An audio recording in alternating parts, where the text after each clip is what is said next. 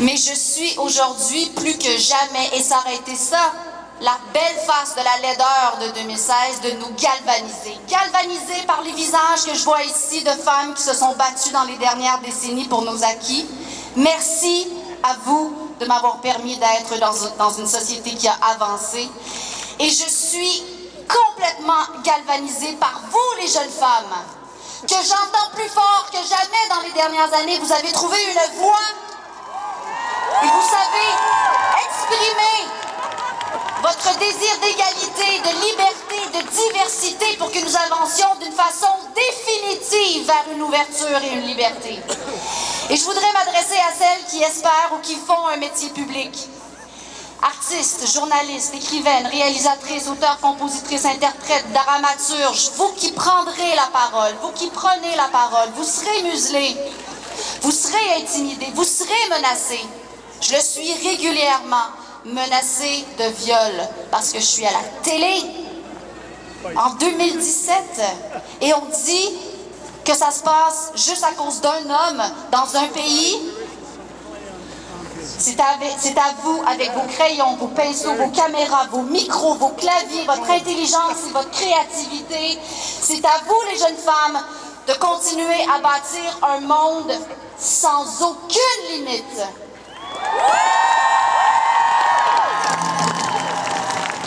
Et je termine là-dessus, et il y a un papa d'une petite fille de 7 ans, parce que je voulais faire le tour des femmes sur mes réseaux sociaux cette semaine, parce que je voulais parler en leur nom, et il y a un papa qui m'a répondu, qui m'a parlé de sa fille de 7 ans, il m'a écrit ceci.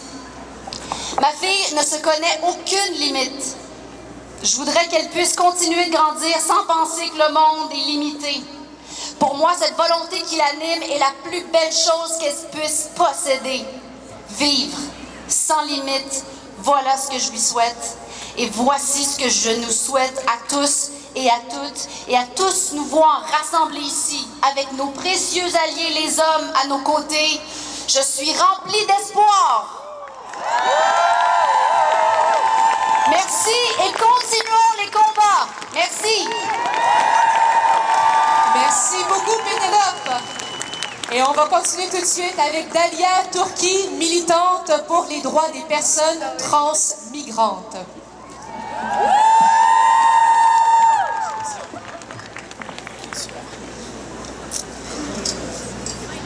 Bonjour tout le monde. Dans les dernières années, les médias ont commencé à beaucoup parler des femmes trans.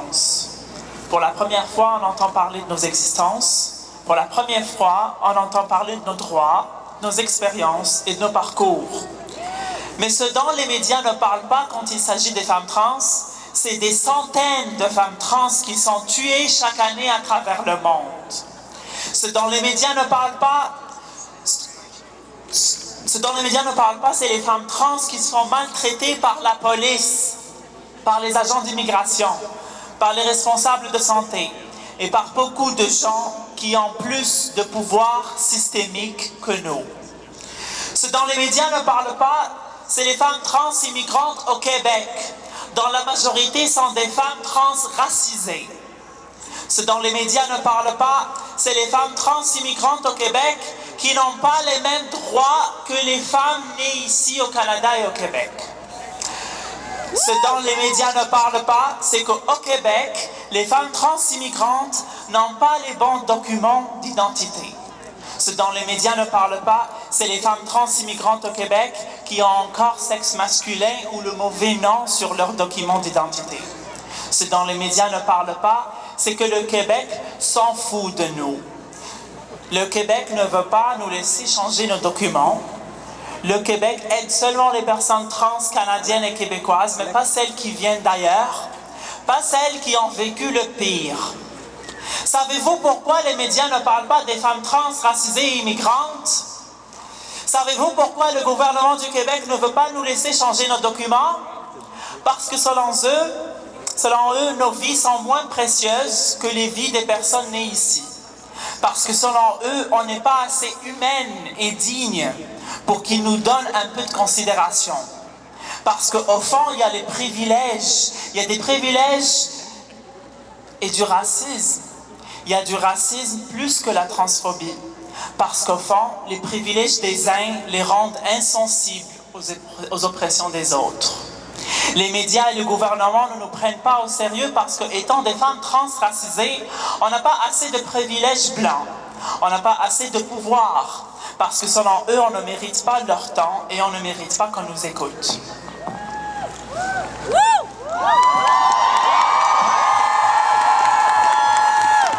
Ce dont les médias ne parlent pas, c'est les 30 000, voire 40 000 femmes trans immigrantes aux États-Unis qui sont menacées de déportation sous le régime de Donald Trump.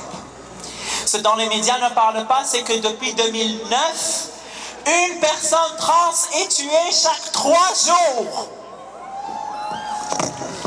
Ce dont les médias ne parlent pas, c'est qu'en 2016, on compte 98 personnes trans tuées, avec une majorité de femmes trans, noires et latinas. Je sais que sous Donald Trump, le nombre de femmes trans tuées à la fin de 2007 sera encore plus grand. Je sais que sous Trump, les conditions des femmes trans immigrantes seront pires. Mais ce que je sais déjà, et ce que je sais aussi, c'est qu'on y est déjà. On vit des discriminations, on vit des souffrances, que ce soit sous Trump, ou Obama, ou Trudeau, ou Couillard. Ma communauté est déjà au fond du gouffre. Mais on survit, on sait rester forte, on s'en sort et on s'en sortira. Avec des dommages, certes, mais on s'en sortira. La route pourrait être plus obscure maintenant, mais on est déjà en train de la traverser. Les épreuves pourraient être plus difficiles maintenant, mais on est déjà en train de les affronter. La mer pourrait être plus profonde maintenant, mais on ne coulera pas. On s'en sortira.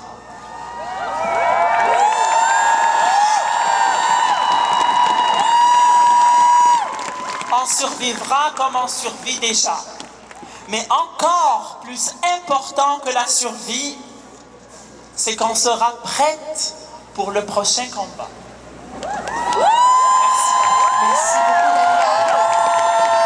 J'aimerais maintenant vous introduire Véronique de Sèvres, vice-présidente à la CSN. Bonjour tout le monde! C'est extraordinaire de voir des milliers de femmes, d'hommes de partout ici à l'Esplanade à Montréal. Bravo!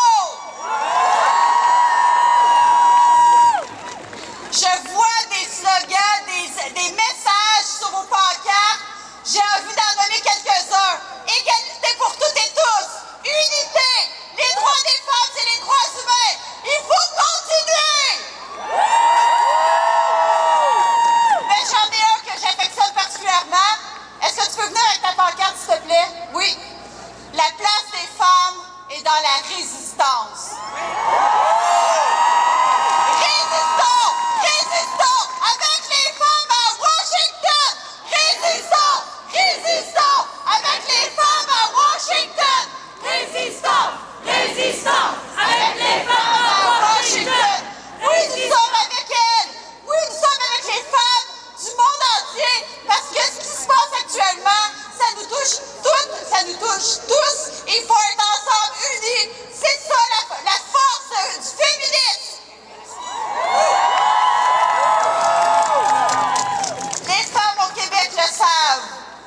On n'est jamais à l'abri des discours, des attaques sexistes, misogynes et particulièrement de la classe politique. Ce qui se passe aux États-Unis, ça peut arriver ici au Québec. Il faut continuer à résister.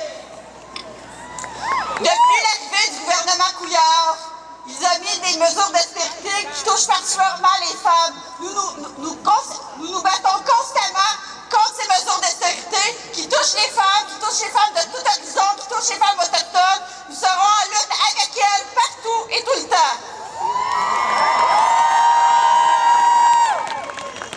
Au Québec, on se dit une société égalitaire. Mais ce qui se passe actuellement, on ne peut pas l'accepter. Nous sommes égalitaires pour l'égalité pour toutes et tous. Et il faut continuer à résister. C'est le message que j'ai envie de donner aux femmes à Washington actuellement.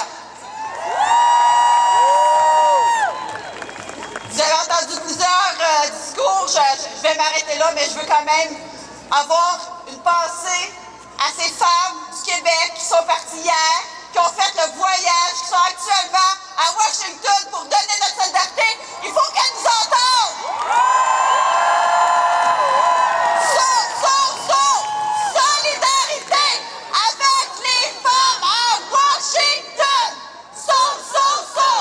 Solidarité avec les femmes à Washington!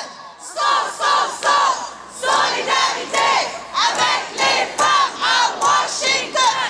Merci! On va se revoir, c'est certain! Vous êtes une gang extraordinaire! Solidarité à tout le monde! Thank you. We're listening here to a lot of people that are doing a lot of amazing work behind the scenes. These ladies, day in, day out, are working really hard to emphasize women's rights and to move things forward. But I need to remind you that everyone who's in the audience, all of us, we're just ordinary people that are kind of pissed off right now. And we want to take a stand and we want to be heard. All around the world marches, it's just average parents, average women, people that are just going on about their business and want to be heard. Right now, there's a 91-year-old woman in St. John's, and she's marching because she feels that she should have left these fights behind and these battles behind in the 70s. She's 91 and she's marching.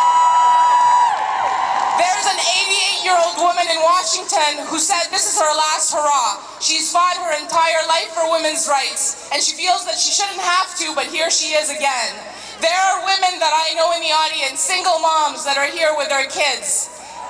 There's a single mom who's here with her teenage son, and he's wearing a pussy hat proudly. That's a round of applause for all you amazing people. Our next speaker is simply amazing, and I'm going to read some of her qualifications because she's just done too much. Rachel Zellers is the Executive Director of Girls Action Foundation. She's a PhD candidate in education at McGill. She has worked yes, just like a lot of women, they don't like to toot their own horn, but I'll do it for you. She's worked tirelessly for the last 20 years as a social justice advocate empowering young people and women. Some of them are here. She co-founded Third Eye Collective, an organization that supports, Black women who've experienced gender violence. She's originally from New York. She's American, but she's been living here in Montreal for the last decade, right? So you're one of us now. Rachel Zellers, I welcome you on the stage and I look forward to hearing.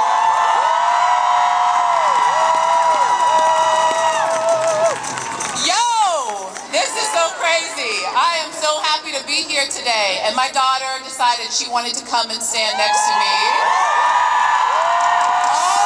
Children are here today with me because we have never been in a moment like this in this time.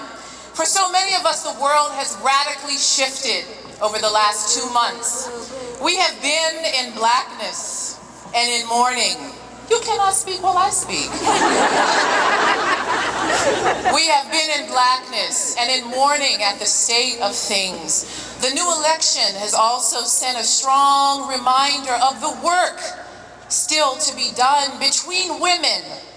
A clear majority of the white female voters, as you know, in the United States, voted for Trump despite his racism and misogyny. This statistic does not come out of thin air, everyone. It is rooted in the troubled histories of our first and second waves of feminism throughout North America. We still have so much work to do together. After the election, we witnessed increases of hate crimes towards Muslim women and families, lesbians and trans women. In fact, in the first 10 days following the election in the United States, there were nearly 1,000 assaults that were documented, with the majority, and this is fascinating, with the majority happening in our schools, between children. We have so much work to do. Although it is tempting here today to dismiss all of these things and Trump as a condition of U.S. history, we must risk promoting the very dangerous ignorance in this moment if we fail to now look inwards to ourselves and fail to make the connections between xenophobia and imperialism here at home and also abroad. Here in Quebec, I want to tell you this because I've been thinking about this all week. Here in Quebec, we have our own traditions of intolerance that are supported by a long history of KKK activity, neo-Nazi organizations, and hate crimes that date back to the 1920s here in Quebec. In fact, hate crimes are up by 47% in Quebec since 2003, when the Charter of Values was introduced. We have so much work to do together. These increases are not accidental between the United States and here in Canada. They are evidence of the connection between racist and xenophobic rhetoric and behavior with religion. We have so much work still to do. Today signifies the end of our grieving. Hi there. Today signifies the end of our grieving because right in this very moment, 675 other women's marches are happening globally.